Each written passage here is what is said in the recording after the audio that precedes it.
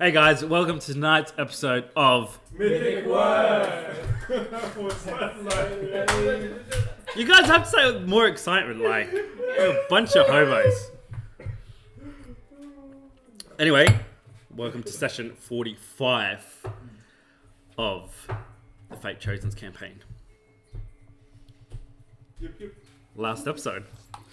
Alright, so last session, you guys made your way to Captain Maverick, and after a discussion with her, you guys secured refuge on a ship for the night. Now, something I realised, I said it was for the night, but I meant until she sails next, so it would be for this night and the next day, and then you guys would have to be your first ship. So that was secured for 100 gold dragons. From there, you guys all kind of individually went and did your own thing. Thalian, you became the priest and walked around preaching to the masses before you were approached by somebody who seemed to be part of the brotherhood that you were impersonating of this person. And there was some talk about a chalice that had been lost and the fact that you were a coward for losing it. Well, this person that you were impersonating was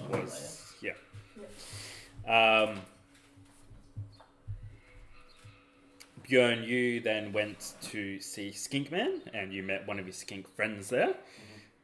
You had a weird, intense conversation with him before Skinkman appeared behind you, seemingly silent and unnoticed.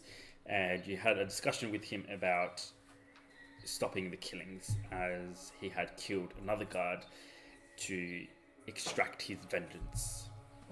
The guard, possibly a sergeant or a captain, was killed because whenever he got drunk, he would apparently hurt the skinks.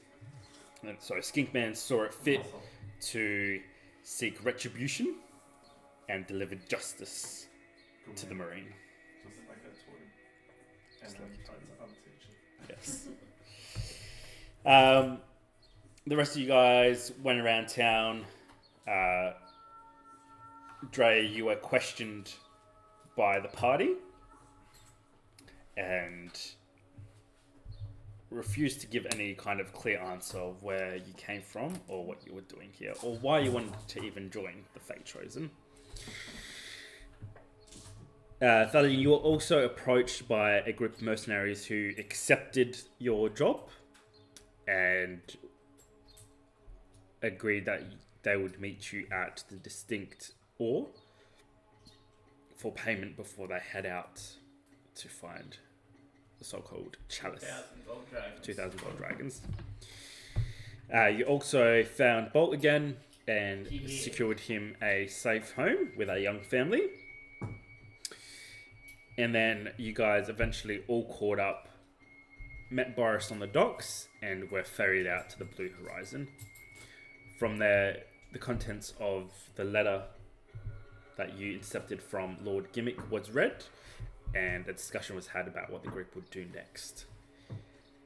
You decided that Darrio and Bjorn, you guys would go speak to Lord Gimmicks and return the documents, while Drea, you used your powers to transform yourself into the crow and decided to scout out the area of the forest where you heard the rumors that the chalice would be, and you headed off in that direction, leaving Kyla, Az, and Harakai on board the Blue Horizon. Upon reaching Lord Gimmicks' estate, you guys were met with a cold, distant Lord Gimmick, who was very suspicious of you guys and accused you of reading the documents of his private letters. Which you denied. A tense standoff happened before the documents were eventually handed over. Lord Gimmicks' favour was recalled, and he no longer wanted to offer you one of his ships. And you guys were ushered out, not forcefully, but without any kind of mannerism or respect. You guys were ushered out back onto the road as you guys made your way back to the town, back to the city. On the road, you guys believed you were being followed and decided to disguise your tracks and head off into the tall trees that flanked the road. And after about 15 minutes or so, 4 hooded figures following slowly and silently behind you guys appeared. The only one that stood out was Sigismund, and the way you could tell was the great sword strapped to his back. You guys let them pass without challenge and decided to head the long way back into the city, where at the toll gate, Darrio, you received another letter. Harakai and Kyla. And as you guys played some chess and then ran amok, led by Az on the ship to discover and search what you guys could find, while Drea, you landed in the forest after some flight, used your powers to call on your deity, and confirmed that the chalice was in fact somewhere in this forest. Shortly after, you heard the brays and the wild prayers of the cloven ones and found that they were gathering around a herdstone in numbers. As each minute went past, more and more were called to the wild brain, as eventually a little girl was brought out, drooped over the herdstone, and her throat slit in a dark sacrifice before you suddenly slipped into a vision, the world burning around you, cloven ones, the children of chaos, destroying everything that you loved. A vision of a time that had passed but had not yet to come, before the world turned black around you. Yeah. Was there anything else? Alien on the ship. Yeah, I'm helping on the ship. Oh, that's correct. And And Kyla. Yeah. And Kyla and Harakai are following Az. Yeah, around the ship. I'm sweating already. Yeah, me too. And that is where we'll begin tonight's session. Drea. Well, the new character. Yeah. You open your eyes as dawn breaks, light filtering through the thick canopy of the trees above you. The scent of fresh grass and dew surrounds you as confusion sinks in. Dawn. It was night when you left. Your back aches as you slowly sit up. Your back wet and damp. The tree that you had fallen from towering above you as you inspect cuts and bruises on your hands from the fall. As recollection of the night before slowly comes together and you piece that you had fallen unconscious and remained here the whole night. And somehow, by some miracle, the cloven ones had not found you, nor were they anywhere to be seen.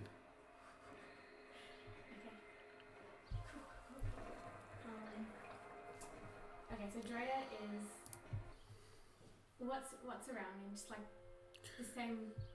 Same forest that you entered. So you recognize the tree that you fell from towering above you as a multitude of other trees flank you, and you're almost buried in the soft grass that stands, as you're laying on your back, stands probably about a meter and a half tall above you, hiding you from view, which is probably the only reason why you made it out alive. Okay, so because it's dawn, can I still wild check? Like, will that have refill? It's a short rest. I'm going to say you didn't quite rest. It was Okay. a night filled of... You only saw that one vision, but it's almost just like that one vision stretched for the period of the time you are unconscious. And you wake up not rested at all, your eyes heavy, your body sore, and your head spinning.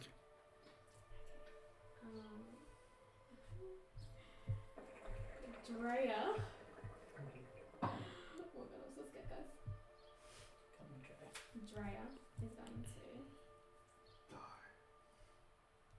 No, she's going to cast. She's going to cast. Sorry, give me a second, guys. No worries, cuz.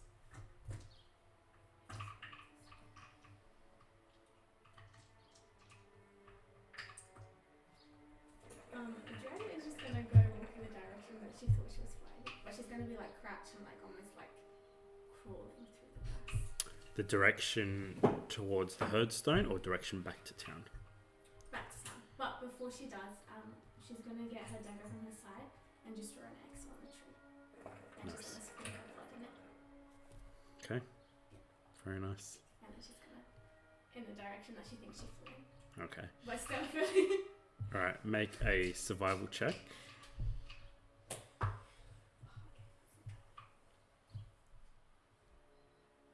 So you can't wild No. shape anymore? Because I used both Your of spell them as slots? a short rest. 15. Alright, quick look around reveals you quickly identify the direction that you need to go back in, which is approximately northwest. And after carving the X in the tree and spilling your blood, you begin to head in that direction. Make a stealth check. Whoa! 18. You begin heading in that direction, and as far as you believe, you're being stealthy and not being followed. The time is just like dawn. It's just the crack of dawn. The sky is still quite dark, but there is that nice transition from the dark blue of the night to the light blue that transforms into orange as the sun rises, as you begin making your way back through the tall grass. What can I see around me? Like, is there anything in the ground? Blood? Anything dropped? Look, in your immediate vicinity, there isn't anything. Are you looking for something specific? Tracks. Make a perception check. 19 then. Oh, it was 19. Perception, 19 plus 3. 21. 21. Oh, no. Having a look around, you see no tracks except the tracks that you're making in the tall grass. And even where you think you saw the children of the night, there's no tracks and there's no herdstone. The giant rock altar seemingly moved or was never there. Whoa. Drea is just gonna stop and she's gonna look at where the hearthstone was and she's gonna look up at the sky and say, I promise you, I will fucking get them. And just make her way to, like, back to the town, pretty much. Nice. Alright. Darrio Bjorn. The night before Drea wakes up, you guys have made your way back into town, charmed the tollkeeper at the gate, collected the letter for Lord Valendil, and made your way into the city of Aarnau. What do you guys wish to do from here?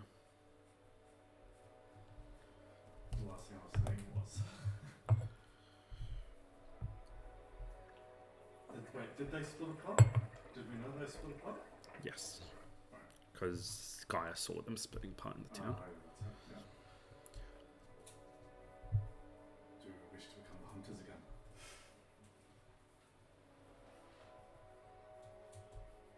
It's probably not safe to lead them back to the others. Maybe like one. Find out what they want. Hopefully it doesn't end up like last time. We tried to grab someone. Last time, we don't have me. And this time we don't have Val. Yeah, it's pretty much. Alright. In that case, Yeah, because I had Gaia follow them, right? So can she send me The the last, rough location of one of them? she didn't follow them into the city. She just followed them as close as she could to that second gate, Okay. and then saw them talking to the guard there, tossing him a coin, and then she saw them going to the city and splitting up, and that was all she could see before they disappeared behind the doors. She didn't get any. Okay, so they've come from one gate, we've come from another. Is this like opposite ends of the city? Like literal opposite ends? It's not quite opposite ends. It's like the same side almost, except one is closer. The gate that you guys originally left from is closer, enters into the trade section of the town. It's a smaller gate and enters into the second tier, where your main gate enters. It's not quite opposite, but it's if one gate's here, the other gate is kind of like this, So, and this enters the main gate enters into the heart of the city. okay, so if we were to, in theory, sort of try and intercept at least one of them, how long would it take to get to where they're going to, and where would we roughly be? Let's say one was, one split into the main city to look in there, into the inner part of the city. You would probably, they would be there within 25 minutes.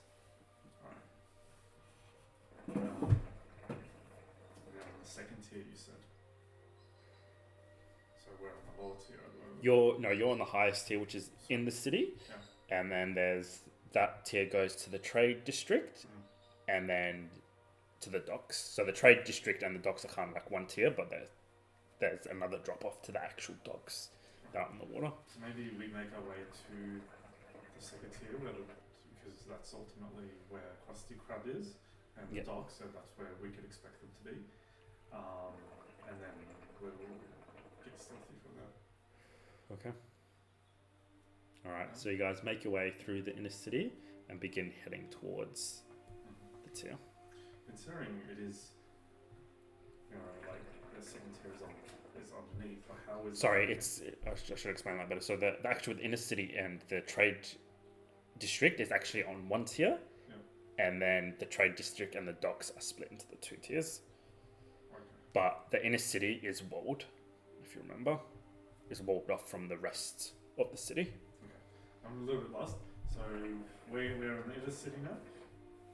Okay. Well, maybe we start making our way to that part of the town, like where the trading area is. And maybe as we get a little bit closer, we start taking stealthy positions, maybe split up a bit, communicate with message. And try and see if we can spot either of us can spot them. Maybe we'll climb buildings and be a bit stealthy like that. Yep. Is it easy to go from roof to roof here to this place? On the trade tier, or in the inner city, definitely all the buildings are tall and close together. In the trade district, it also is as well. Yeah. So maybe we'll get in that action. All right.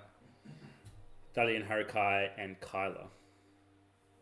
So, Thalian, you've been helping up on the ship, and about now this time, all the supplies have been loaded on, and the sailors are getting more into the heavier drinking, the dice games, and the relaxation kind of for the night, getting ready for the kind of final touch-ups in the morning and throughout the day before they sail off the following day. You've been dragged to a table where drinking is going on, and it's a makeshift low table that they've put on. Everyone's sitting on deck cross-legged and on piles of ropes and things like they've surrounded the table in, and there's about 8 sailors currently on the table, or on these low kind of makeshift benches that they're using as tables, drinking and watching almost like a tabletop strategy game of some kind of ship battle that's going on between 2 players at the moment. All of them are shouting, strategies and advice and commenting on how stupid that was. There's bets going on which side would sink the other first, as these 2 players playing a quite intense and quite a detailed game of some kind of, each one's a captain of an armada and has to take out the other one using wind direction. Different types of boats have been carved out of pieces of wood, and everyone's drinking and having a good time. Yep. Yeah, so I'm just joining in and really trying to study and understand the game and asking questions as they're playing it. Yep. And then start calling out my own strategies after a time once I've worked it out. Probably entirely wrong, but some of them make just a straight intelligence check.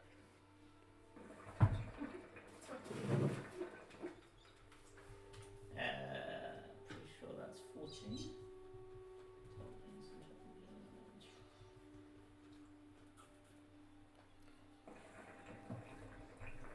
Intelligence. Sorry, 12. 12. The strategy that you've called out is correct. You're kind of getting the basics of the game, but the bosun of the ship, Mr. Gibbs, leans over to you and explains why it's wouldn't work, because it's a game about outsmarting your opponent, and what you've called out is just a simple strategy as he adjusts his half moon glasses and gets 2 pieces of cups and explains to you why it wouldn't work and why the other player would easily be able to intercept it. And that's why, son, you'd lose in this war. Nonsense. There's no loss at sea. He laughs at you as the player takes off one of the opposing player's ships that has just been sunk. Well, that's a loss.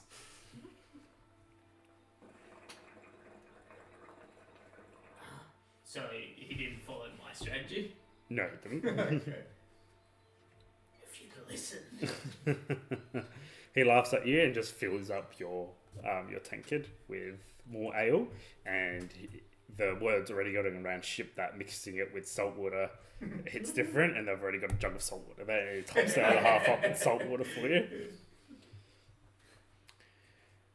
Kyla and Harakai, what are you guys doing? I'm chasing after Az, exploring. And I take Eula's chasing after us. Yeah, Harakai's following reluctantly. He's like, well, it's a boat. Let's go. Let's go back. But what's in this room? And I open up a random door in the corridor. You guys have gotten to the 3rd level of the Blue Horizon, and as you open up the door, it's a small chamber with the walls you can tell have been reinforced in this area, and it's a dark room that has no lanterns or anything in there, and there's just barrels stacked securely and strapped securely to each side of the room, with crates in the middle packed with straw, and you can just see the straw hanging out and the lids have been closed. What do you think's in there? Boat stuff. Let's go. But what type of Look, when we left, you said 10 minutes, and I've been timing it, and it's been about 9.4. So, you got 20 seconds. You just hear, as you say that, you just hear struggling in the dark, and you realise it's as his small squeaks, as he struggles, it sounds like he's pulling something, and something squeaks against something before there's a popping sound, and then the sound of grains hitting the deck floor. What's the grain? You can't see, it's dark. God damn it. Well, this room's kind of boring. Okay, I'm going back. Alright. You should come with me. But what's in the other room? In Harakai's pocket here. Bring! That's the timer. Alright, let's go. And we're in a beautiful boat. What are we going to do back there? Well, we have to organize some sort of travel back, which means we need to get money, which means we need to... Well, one of the ways we can get money is make things to sell. And I can make a couple of things. But I need your help. Alright, what do you need my help with? Well, I can't really get my hands on water at the moment, but I know you can control it, so if you could control some water from out there to cool down some of my metals, that would make it a lot easier. Alright, Tell you what. Couple more rooms, and I'll give you all the help you need. You said And I that walked when we off. left. But as you guys are having this discussion, Az comes to the doorway where there's a bit more light, and you can see him black and covered in something, and he's chewing on something as his mouth is like full to the brim, and he crawls up the door frame to one of the lanterns, sticks out his tongue, and you can just see something on his tongue catches light before he sucks it into his mouth, and then turns around and spits, and a ball of flame just goes whoosh from his mouth, and he turns around to you guys, stands on his hind legs and holds out his hand. I started clapping for him. Wait, where is he? He's on the door. He's on the door frame, and he's gone up to one of the lanterns, and you realize, Haruka, you would realize that this room is the gunpowder room, and it holds all the shells for the cannons. As he starts climbing down the door frame to get some more of the gunpowder that's spilling on the floor. No, I'm gonna run after and try and grab him. All right, make an acrobatics check. Oh no. Natural one. Plus one, too. You grab him, and you grab like the edge of his tail, and he just turns around and bites one of your fingers before scurrying off, and then running past you again with his mouth full as he climbs up to the lantern, licks the flames to light it, sucks it into his mouth, and just holds it, and you can just see steam rising out of his nose. Oh. You know what? Alright, you win this time. Alright, we're going. You can do whatever you're doing. You're weird. Let's go. Throws a bigger flame ball this time. He's almost like a mini dragon. Can you get him? I'm too short. Yeah. Cast Mage Hand to like be in front of them.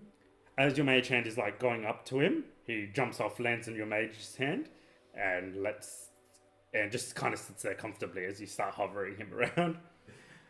Okay. I kind of want to check out what else is in these rooms. Are you saying that?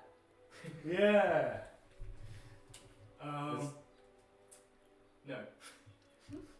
The timer just went off. We made a deal when we started. That's the deal. It was in the verbal agreement. Let's go back. Alright, fine. Spoiler fun. Sure. And then we yank our way back to the room. Okay. Making your way back to the room. Az looks quite tired now as he kind of curls up in the mage hand and just lets you float him, throughout the deck.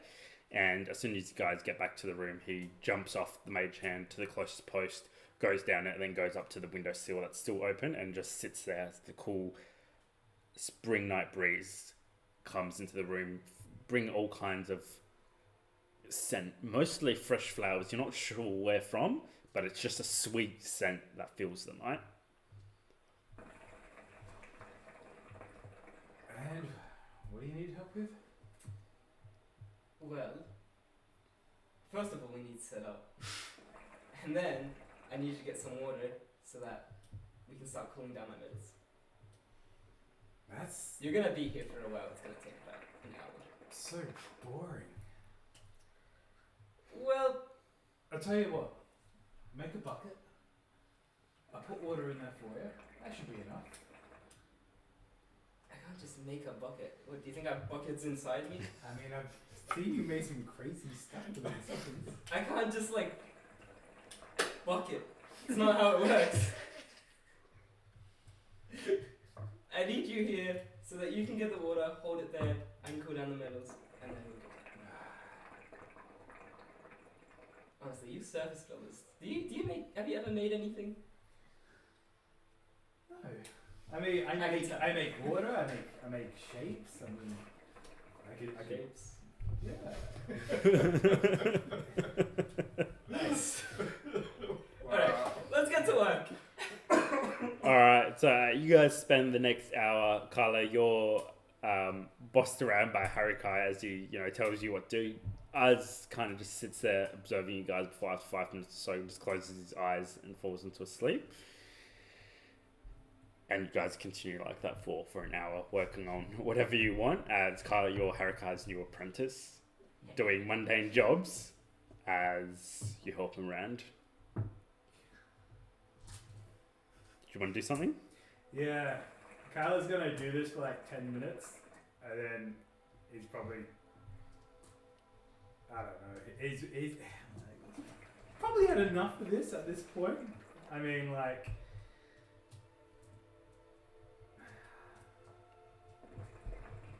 what time of day is it? It's night time at the moment, so it'd be about 9 o'clock now. Okay. Alright, so Kyle's gonna do this for like, I don't know, let's say a half an hour. And he still hasn't really rested well since last, so maybe he's just gonna catch a nap after this. Alright, sounds good. Darrio and Bjorn. Stealth checks. With advantage. Yeah, with advantage, sure. Oh, sweet. I'm taking out my book, by the way. I'm vigorously taking down notes and writing down strategies. Yeah. And when I think I've got it, I want to pay Awesome. whoever the winner is Okay. after a certain amount of time. Alright, sounds good. I'm gonna go get some money. Oh, are they playing for money? Yeah, everyone, like the players, there's a pool, and then the people that aren't playing are betting, but the players put a pool together that the winner takes, and the rest are betting on the winner. Yeah. Do you want to? So after about half an hour or so, Mr. Gibbs encourages you to take a seat in the middle, as fresh ale is brought out, fruit is brought out. You guys are sitting under the starry night, and it's actually a really good time on top of the deck. The ocean's behind you guys, and then in front of you guys there's just Aarnau with the harbour full of ships as the ship slowly rocks, and it's a really good time. Did you want to put any money in? I don't have any of that. Should have kept the silver I gave him. Mr. Gibbs laughs at you and hands you over a gold piece and says that you can pay him back with your winnings. Right you are, Mr. Gibbs. As your opponent matches you and puts down a gold piece as well. Nice. We should start a Valiant Foundation. An arrow going. Alright, and I need you to make 5 intelligent checks and note them all down. Cool. What'd you guys get? 19. 15. Okay.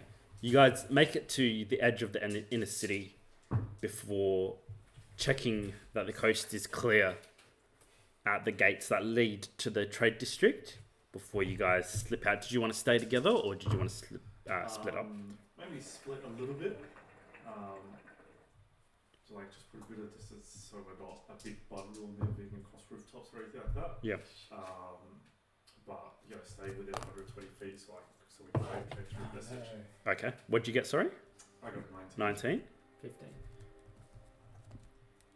Okay, you guys discuss this among yourself before finding somewhere that's quiet that you can sneak up to the roofs and stay within distance, but within enough cover that you guys can hide on the rooftops. You guys, you find an area that's dense and clustered close together as you guys climb up, and like shadows in the night, you slip from roof to roof, occasionally pausing and listening out and watching comers and goers.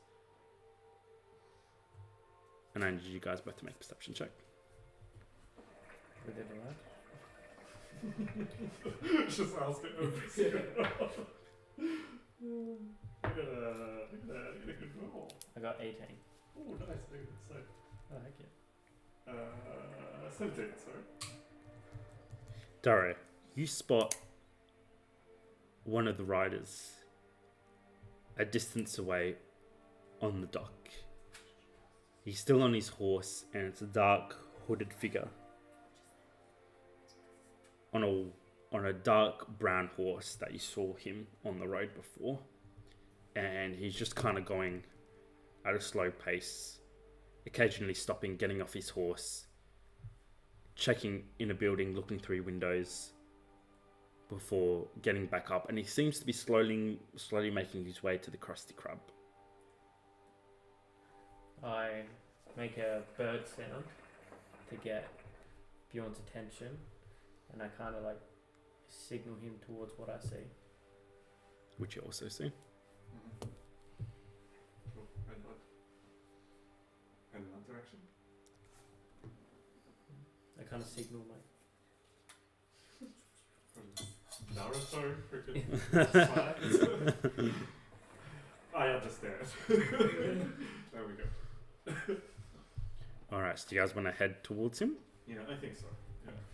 Can I do a quick perception check to see if there's any more around? With that perception check, he's the only one that you saw. Cool. All right.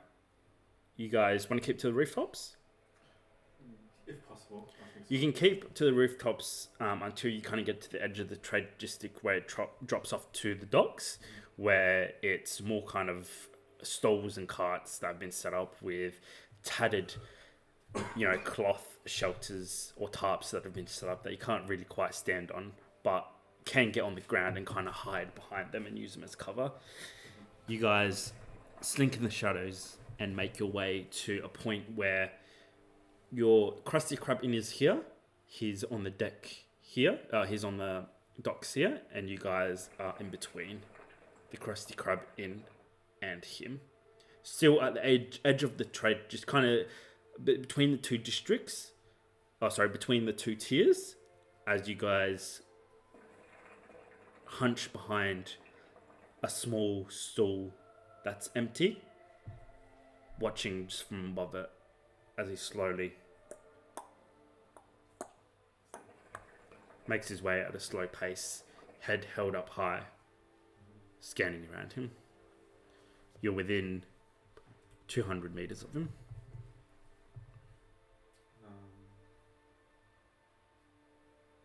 Should we approach closer? Stealthily. There's this is kind of the last point that you guys can hide, because again he's on kind of on the docks now, and this would be the kind of the maximum distance you guys could hide at before revealing yourself. Okay. How about we can whisper and you won't hear us, yeah? Yep. How about I get in close and you watch my back? I can do that. Alright. See you in a sec. Hang on, hang on. Reveal yourself. No, he's heading towards us, sorry? Yeah. Oh, my bad. I thought he was heading all the way. So Krusty Krab in here, he's here, and you guys are here in between. Him and he's heading this way. In that case, maybe we just wait for him. If you want, I can cause a distraction, and then you can kind of sneak up behind him. If he's coming towards us, then maybe we just wait. Right? About 150 meters now. As he goes past a group of sailors, and he just nods at them, and they kind of just walk past him. So we're behind a stall, so he can't be. Let's say the stall's here. He'll kind of go past us. That's right, yeah. Yeah, sure.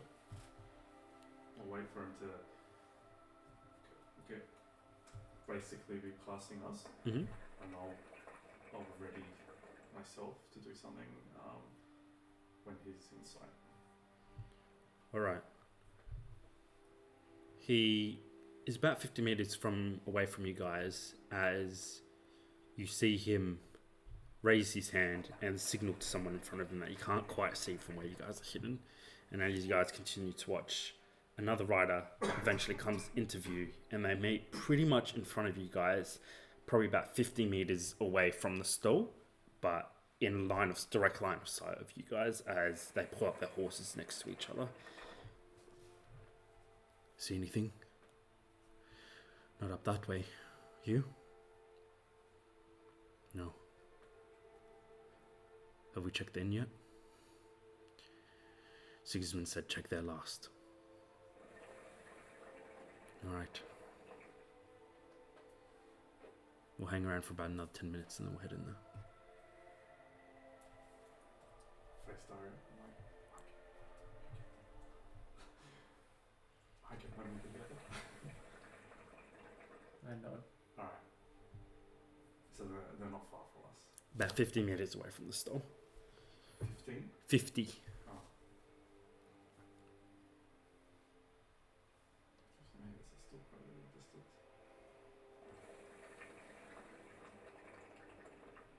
Darrio just has an arrow ready.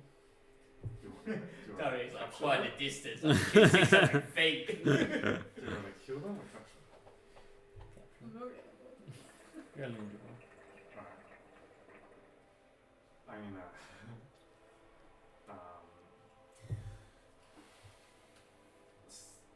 in a crouch, start heading out towards them. Trying to stay as stealthy as possible, and then when I get within like a reaction's distance, Mm-hmm.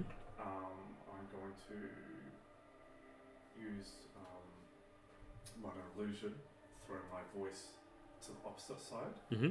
as just a looking for me, lads. All right, make a.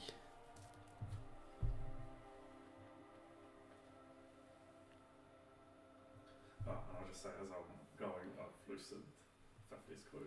All right.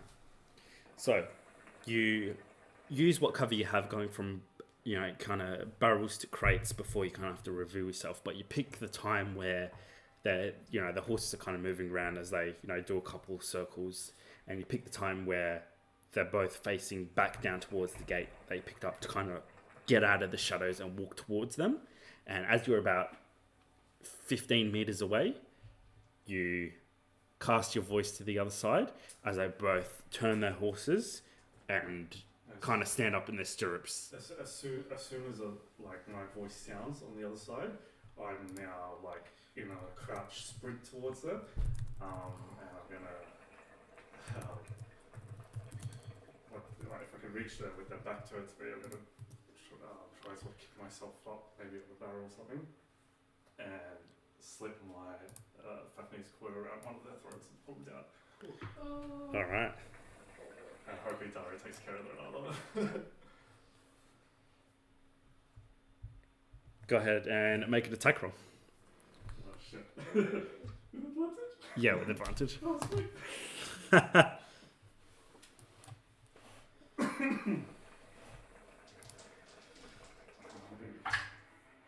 Oh, not great, but still a 19. All right. So, Thank God for that. as they stand up in the stirrups, last 15 meters, you pick up your pace, run towards them before you leap off a crate, to clear the height of the horse, and landing both feet on the rump of the horse, you sling Fafnir's coil around one of them, and then use your weight to and pull him back.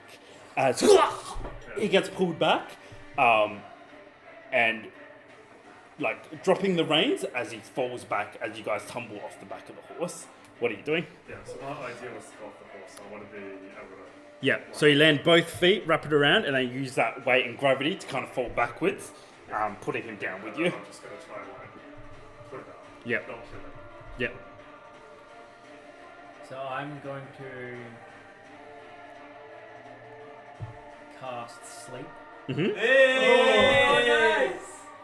It's 90 I don't know feet if you do that. range Yeah. with a 20-foot area. Nice. So I want to kind of angle it where I might hit the guard that Bjorn's messing with without. Probably can't hit him because they're on top of each other, but you'll definitely be able to hit one without, hitting Bjorn and the other one. I'll target at him. So this spell sends creatures into a magical slumber. Roll 5d8. Hey. The total is how many hit points of creatures this spell can affect. That's cool. Okay, not to be simple. Oh. It's really cool, but what level is it? Because you've first- only got 2 first level spells. Yeah, it's first level. Oh, hey, nice. Got it. Okay, so it's 1 plus 9, 17, 18, 19. So I think that means I can hit Do you know how it works, Ahmed? 19 hit points. Doesn't the roll have to equal more than their current hit points? Yeah, I think Half so. their current hit points, I think.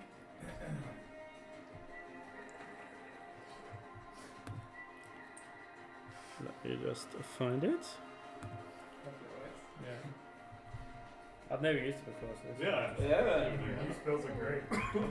Okay, hit points is 58.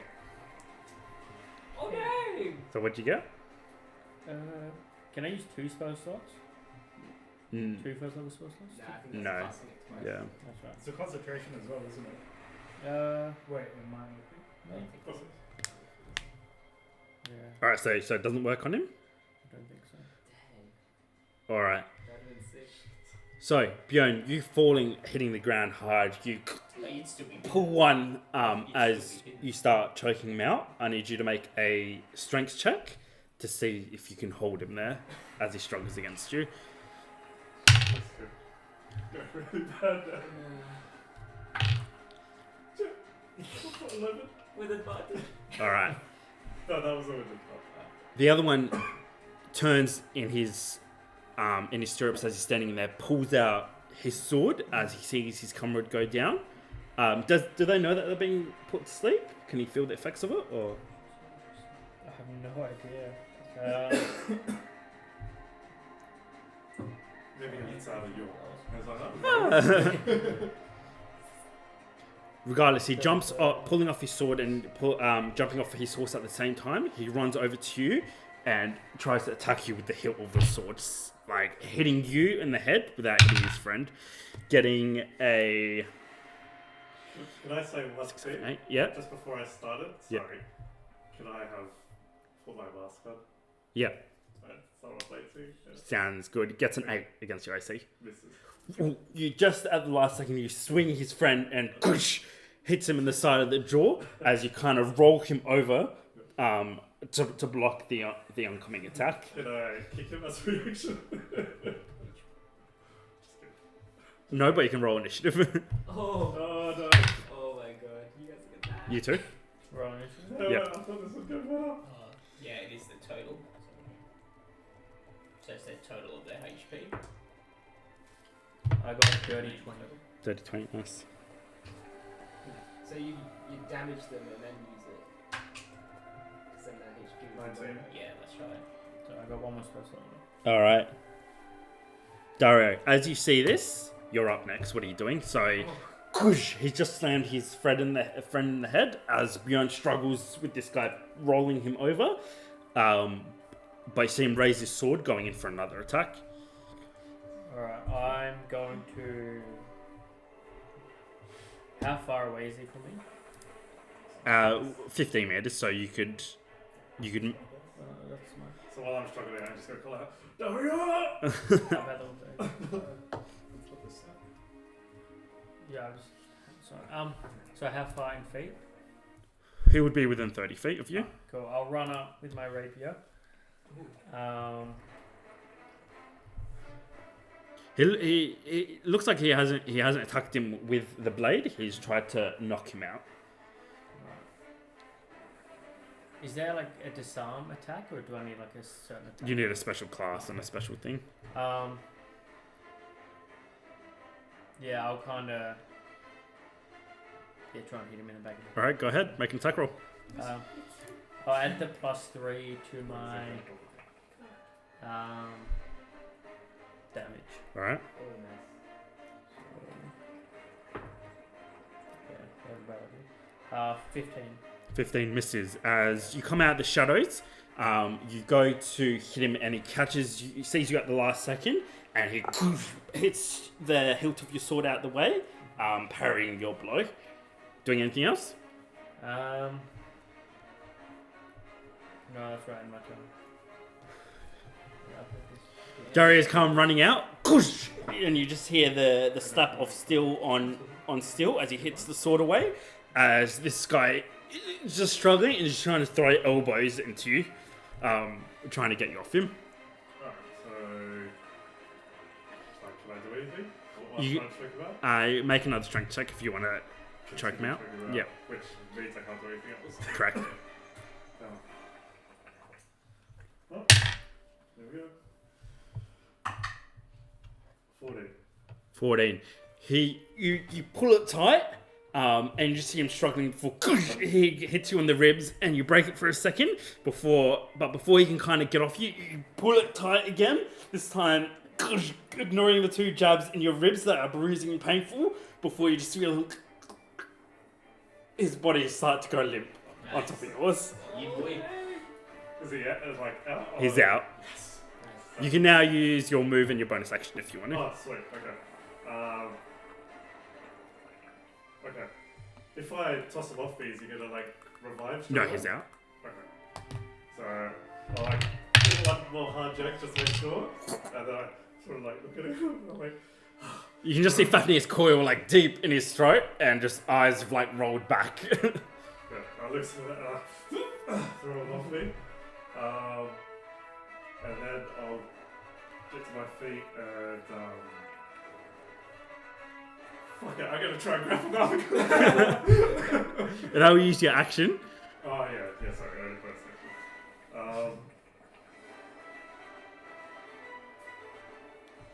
Well, no, that's only if I take that attack action.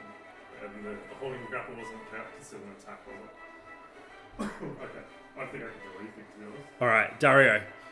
Swords parried out the way, and in one smooth I'll motion. just get opposite Dario around this guy.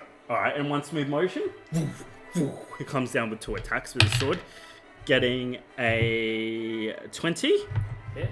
and getting a 23. Hit. So, first attack doing 6, 7, 8 points of damage. Next one doing 7 points of damage. So 15 points total of slashing damage as he cuts at you twice. Not really. You can tell he's not really going for any killing blows. He's just trying to, cut you down and essentially knock you unconscious. Yeah, just hurt you. Yeah. Back to you. What are you doing? Alright, I'm gonna attack him with my move, yeah. I'm gonna put the +3 to hit. Alright, kush. As you get ready to attack him, he grabs his cloak and just throws it off him as he holds his sword with both hands, ready to face you as you circle around him. You have advantage. I was gonna say, yeah. Well, I got 24. 24 hits. I'll just see if I get a natural 20. 24. So that's 1d8 plus 3. Oh, it's gonna do a lot of damage. So 9 points of damage. But again, just going for the hill, trying to knock him out. Easy, yeah. Kush, you smack him across the face as he does a 180 and swings his sword past you before standing out now like this to both you guys. You can tell he's a trained fighter. Looks like an older gentleman as he grits his teeth as blood starts to pour down his nose. Doing anything else? No, that's my turn. What are you doing?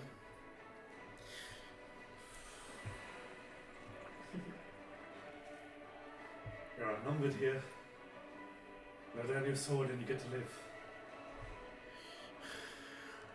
Could have done this the easy way. Make a persuasion check. Oh my god, roll! With advantage? That's the name of this episode. 10. How about I reconsider that offer when you're dead? Probably won't get that, but fine. Okay. Blah. Alright. Dude. Fine. He wants to fight, I'm going my axe. And, yeah, I'm going for attack. Alright. So we got advantage on our attacks? Yep. 16. 16 misses. Damn, this guy's a god.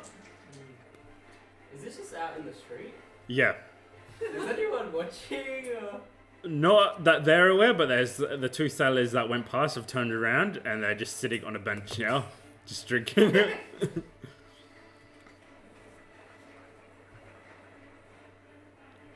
your strength, or?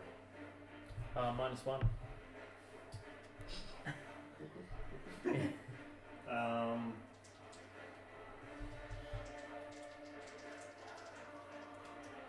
Alright, I'll do another attack. And I'll... No, you know what? I'll do... So once that attack misses... I'm going to rub my forearm with my fingers crossed and just point it at him. And I'm going to cast Mind Sliver, which he has to do a saving throw on. What kind of saving throw? Intelligence saving throw. 11. It's a fail, so he takes. What's that cost this? 8 points of psychic damage, and has to subtract 1d4 from the next saving throw it makes before the end of my next turn.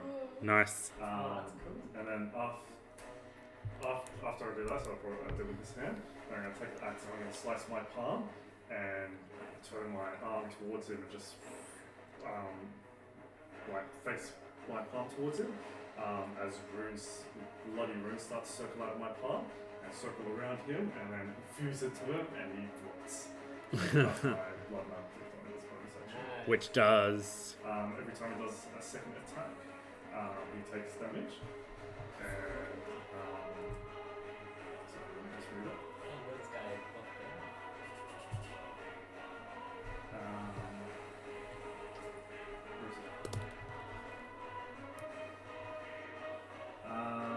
So this was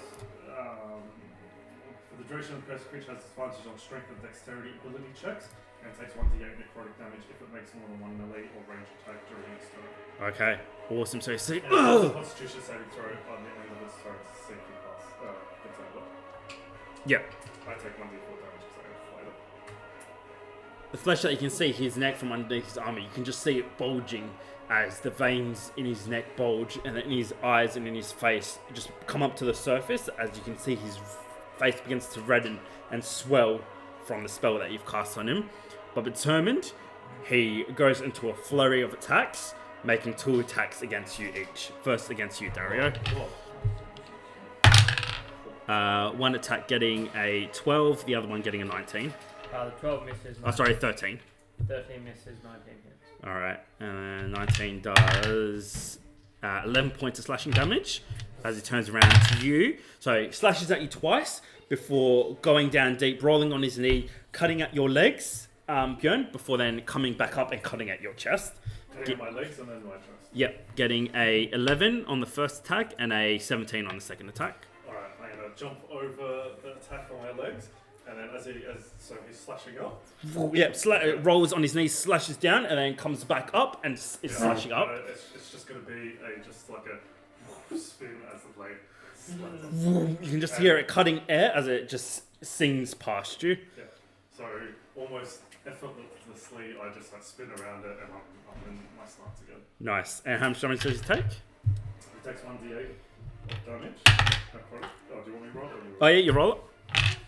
It's yours now. Mine's 2. Mine's a 7. But we'll go with yours. So 2 necrotic, and he can try and get out of it. Makes a what? Intelligence? Constitution. It's minus a d4, right? Minus a d4, yeah. That's so cool. He got a 7 anyway. Yep, cool. Alright. Dario, back to you. As you just see Bjorn dancing out the way as the warrior between you guys comes back around and goes back to his stance face. Get ready for the next flurry of attacks. He's got disadvantage on strength and dexterity ability checks. I'm going to add the +3 to my AC.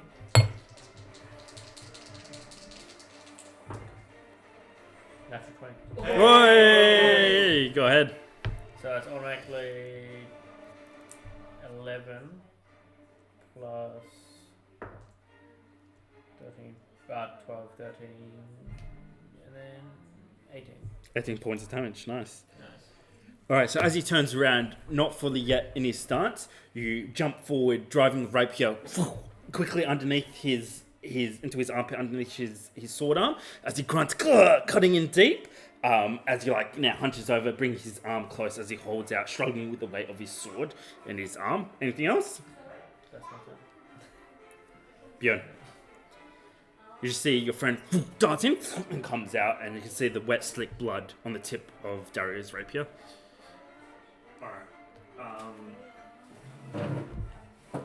Alright, so as that's happening, I've put away my axe, and I'm going to grab the end of Fatmi's claw again, and I'm going to, as he's flinching from the attack, I'm going to try and sort of place my hands on his body, flip around him, and try and tie his arm back behind him with Fatmi. Nice. Okay, make a strength contest with him. He has disadvantage. Yep. go with that. Yeah, well, you are flanking, so you can go with advantage.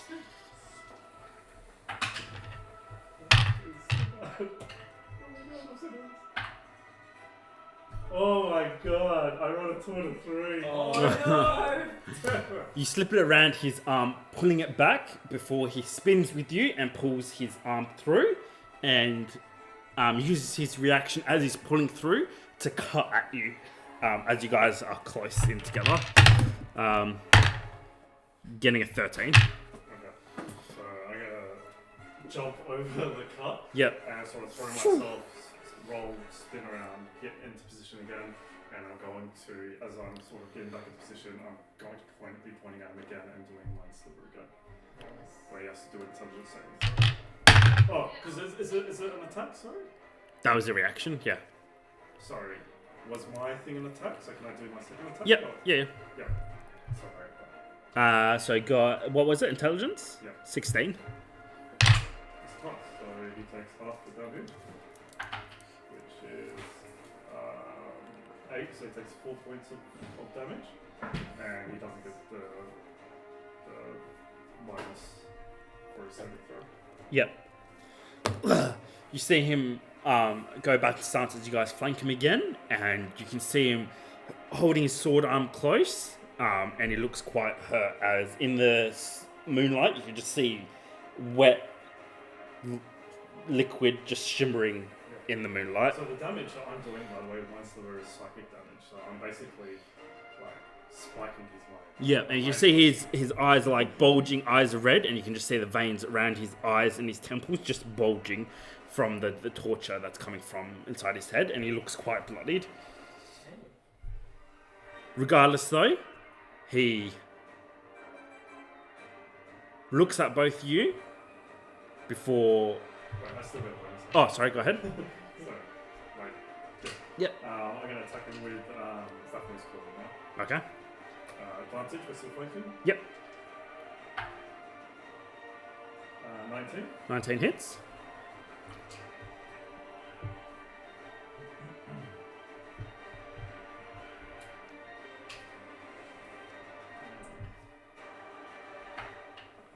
Alright, he takes 5 points of slashing damage.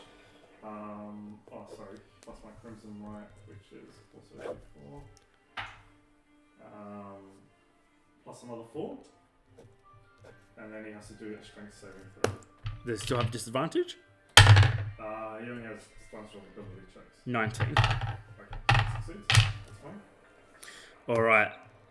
Clearly hurt and outnumbered, Darrio, he turns to you furious, and with, wincing at the pain, he launches at you with a flurry of attacks and just hacks at you with all 4 of his attacks, trying to drive you back, trying to create some distance between you guys. Natural 2 misses a 17. Miss. 17, yep. A 13 and a 14. Miss. He just hacks at you, Nice. and you just blocking all 4 of his attacks as he just comes down, all overhead cuts, furious, just trying to drive you back. And at the last attack, he spins, attacking you. And as your blades contact, he turns and just tries to run from between you guys. Both of you guys Takes 2 necrotic points of damage. takes 2 points of necrotic damage as you see him, eyes red, body hurt, as he just slashes at you and turns running for his horse. Both of you guys get a strike of opportunity.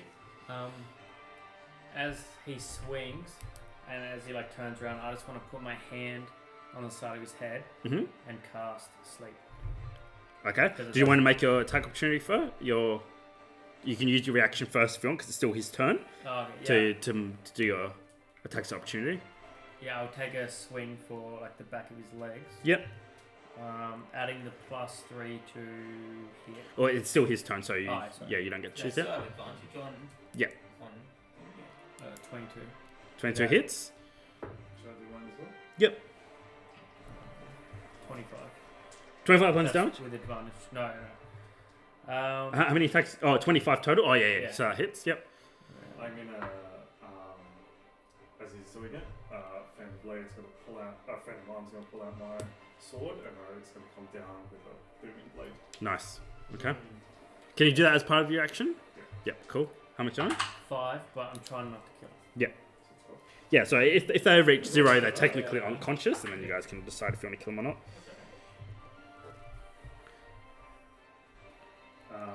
So mine is a 21. 21 hits, and don't bother rolling for damage because he needs one more hit, one more HP. So, Darrio, you cut at his legs, catching his left leg at the back of his knee as he stumbles, falling to one knee, and then your phantom blade just comes down and goosh, across his back as you hear the clanking of his sword as his body goes in and falls in front of his horse. Goosh. Wait, did we kill him that? He's on 0 HP, so he's unconscious. You Yeah, can. but we didn't do any like facial wounds or anything. No, well, technically 0 is just still unconscious, and then you guys can decide if you actually kill him or not. But no, he's unconscious. Sweet, level up. Is there like a crowd now? Or...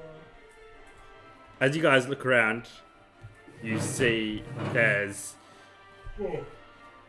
a total of 7 sailors that seem to just be watching you guys, and there seems to be a crowd from the top tier of the Krusty Krab Inn at the rails, just watching as the sound of Still and Still rings out in the night as he goes down.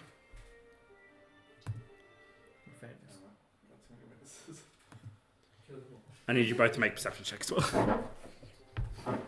That was supposed to go so much better. I got a 3 on my perception. What is happening in my roll? Right. Okay.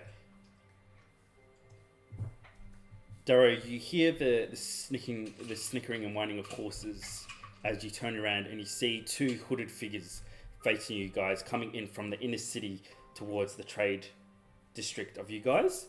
And in the distance, you recognize one of them as Sigismund, as his great sword hangs out from his back as he just looks at you guys, looks at the crowd around you, looks at the people watching you from the Krusty Krab Inn, and turns his horse as they go into a gallop, riding back towards the gate and outside the city. It just leaves his men. Yes. Should someone get the guards? Good fight! Good fight! It was so over money, boys. You understand? Make a persuasion check. I did. 24. Oh, yes. There's at least 5 of those every night.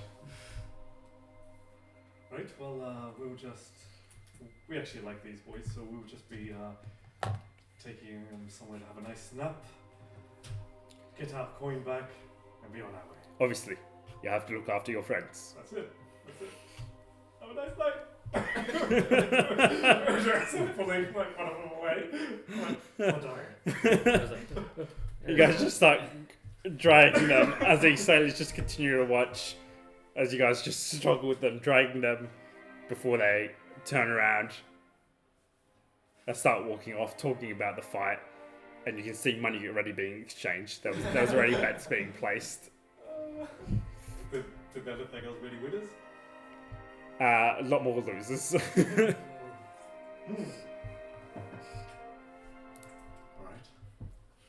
That didn't exactly go as planned. When does it ever? And you just see the high nobles of the Krusty Krab Inn. Most of them kind of pull off the rails, but there's one.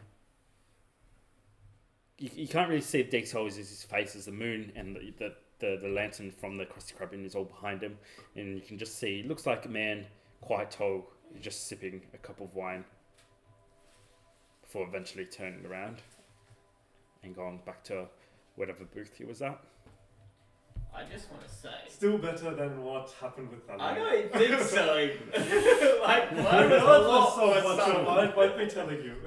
This was still a better outcome. No skinks are dead. Still a better outcome.